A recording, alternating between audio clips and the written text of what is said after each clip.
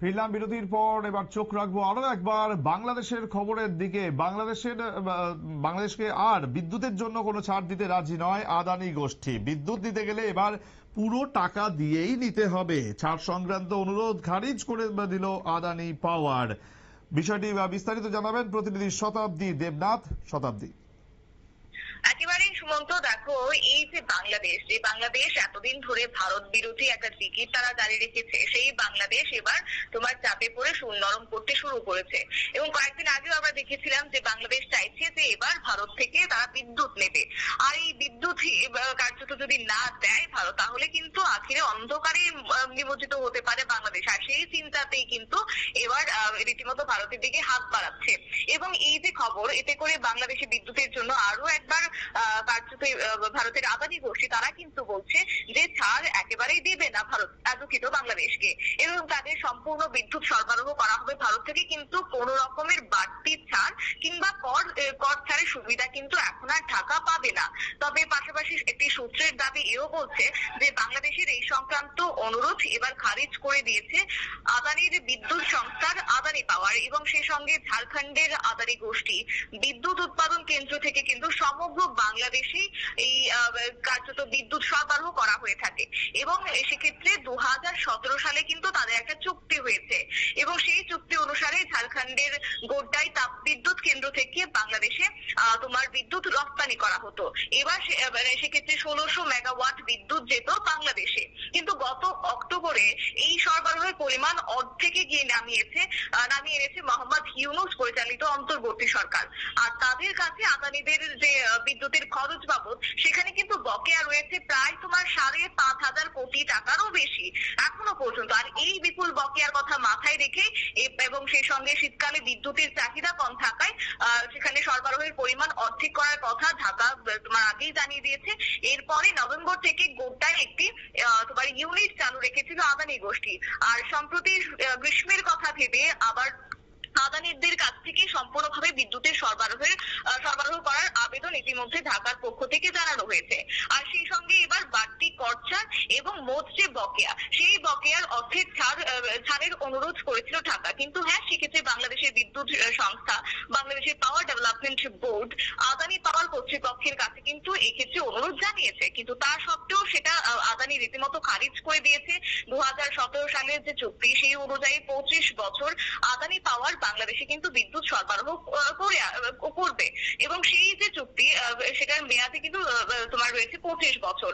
এবং বিপুল বকেয়া পরিশোধ করার জন্য ইতিমধ্যে আদানি গোষ্ঠী তারা দিচ্ছে রীতিমতো বাংলাদেশকে, যাতে করে তারা যে এই যে শতাব্দীর সঙ্গে কোনোভাবে যোগাযোগ বিচ্ছিন্ন হয়ে গেছে। আমরা আরো একবার চেষ্টা করব ওর সঙ্গে যোগাযোগ করার। বা শতাব্দী যেমনটা বলছিল যে বিদ্যুৎ নিতে চাইলে এবার কিন্তু আর কোনো ছাড় নয়, অর্থাৎ পুরো টাকা দিয়েই কিন্তু নিতে হবে বিদ্যুৎ। সেই বিষয়টি কিন্তু এখনো পর্যন্ত খবর।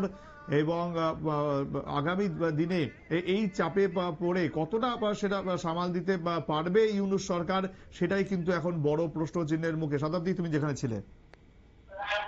সুমন্ত, দেখো এই যে বাংলাদেশে একটা চুক্তি করেছে, সেই চুক্তি অনুযায়ী কিন্তু 2017 সালে সেই চুক্তি অনুযায়ী 25 বছর আদানি পাওয়ার বাংলাদেশকে কার্যত বিদ্যুৎ সরবরাহ করবে। কিন্তু এই যে বিদ্যুৎ সরবরাহ, এতে করে যে বিরাট অঙ্কের একটা বকেয়া রয়ে গেছে, সেই বকেয়াটা যেন অতি শীঘ্রই পরিশোধ করে দেয়, সেই মতো এবার আদানি গোষ্ঠী বাংলাদেশকে চাপ দিতে শুরু করেছে। আর অক্টোবরে তারা একটি চিঠিও দিয়েছে তোমার বাংলাদেশের পাওয়ার বোর্ড, এবং সেখানে তারা জানিয়েছে যে টাকা না মেটালে চুক্তির শর্ত মেনে বাংলাদেশে বিদ্যুৎ সরবরাহ কার্যত বন্ধ করে দেওয়া হবে। এবং তারপরে 3 মাসের জন্য অর্ধেক বিদ্যুৎ অবশ্য সরবরাহ বন্ধ কার্যত করে দেওয়া হয়েছে। আবার সেক্ষেত্রে সম্পূর্ণভাবে সরবরাহ চালু হচ্ছে বলেও সূত্রের দাবি। কিন্তু সূত্রের খবর এও বলছে যে গত মঙ্গলবার এই বিষয়ে বিপিডিবির সঙ্গে আদানি পাওয়ারের একটা আধিকারিকদের সঙ্গে নিয়ে একটা বৈঠক হয়েছে।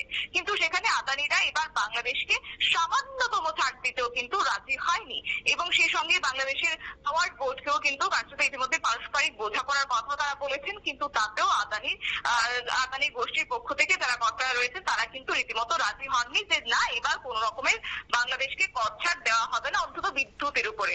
এবং সেক্ষেত্রে তোমার বাংলাদেশের পাওয়ার বোর্ডের পক্ষ থেকেও কিন্তু কোনো কর্তা এই বিষয়ে পাল্টা মন্তব্য করতে চাননি। তবে হ্যাঁ, আদানি পাওয়ারের বকেয়া মেটানোর চেষ্টা ইতিমধ্যেই তারা করছে বলে তারা দাবি তুলেছেন। তবে দেখা যাক কবে নাগাদ সেটা বকেয়া মিটিয়ে দেওয়া হয়, তারপরে হয়তোবা এই যে 1600 মেগাওয়াট বিদ্যুৎ বাংলাদেশে রপ্তানি করা হতো সেটা আবার পুনরায় তারা চালু করতে পারবেন বলে কার্যত সমর্থন জানিয়েছেন।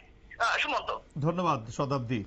অর্থাৎ শতাব্দী যেটা জানাচ্ছিলেন এতক্ষণ ধরে যে বাংলাদেশকে বিদ্যুতের জন্য আর কোনো ধরনের ছাড় দিতে রাজি নয় আদানি গোষ্ঠী, এবং তারা কিন্তু ইতিমধ্যেই সেই বিষয়টি পরিষ্কার করে দিয়েছে। এবং তারপরেই কিন্তু প্রশ্ন উঠছে যে এই যে বিপুল যে মানে ডিমান্ড বা যে টাকা খরচ করতে হয় বাংলাদেশকে এই বিদ্যুৎ নেওয়ার জন্য, সেক্ষেত্রে যদি ছাড় না পাওয়া যায় তাহলে কতটা সমস্যার সম্মুখীন হবে বা ইউনূস সরকার, সেটা নিয়েই কিন্তু এখন বড় প্রশ্ন।